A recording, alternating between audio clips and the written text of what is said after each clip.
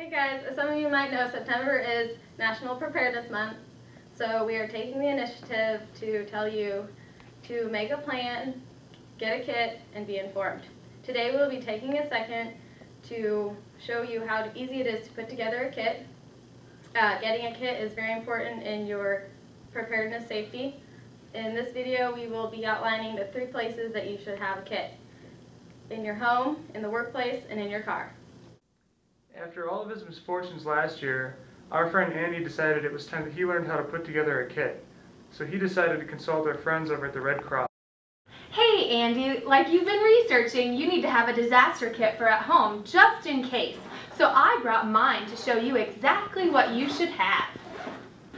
So inside of my kit, I have an extra pair of clothes, some food. Now make sure that you have some food that you'll want to eat. So I have some granola bars, and I even have some of that delicious dried food. I also have a radio just in case, well, not just in case, but so I can get updates on what the weather's doing and all other fun things. You'll also want a flashlight.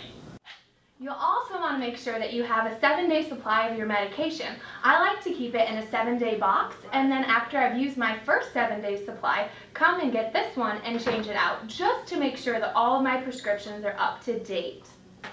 You'll also want some goggles, just in case there's some dangerous things where you're at. And we have a face mask, also good just in case.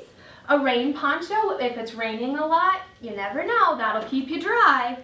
You'll also want to make sure you have plenty of water. Now you might think that these 2 bottles of water would be enough, but really they're not. You want to make sure that for each day you have a gallon of water. We also recommend making sure you have some of your personal supplies.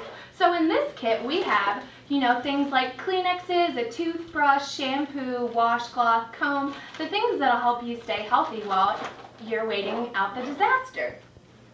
Another thing that's very important is to make sure you have a first aid kit. So what we have in here are the basic things within a first aid kit: the rubber gloves, scissors, band-aids, some Tylenol, simple things like that. So Andy, now that we know everything that we need to have in our kit, we need to know where is a good place to put our kit. You can keep it in a bag like this, or even in something simple like just a bag like this, or you could even put it in a tote like this, something that's going to make it easy and accessible for you. Okay Andy, are you ready to go learn about what we can need to have in our work disaster kit?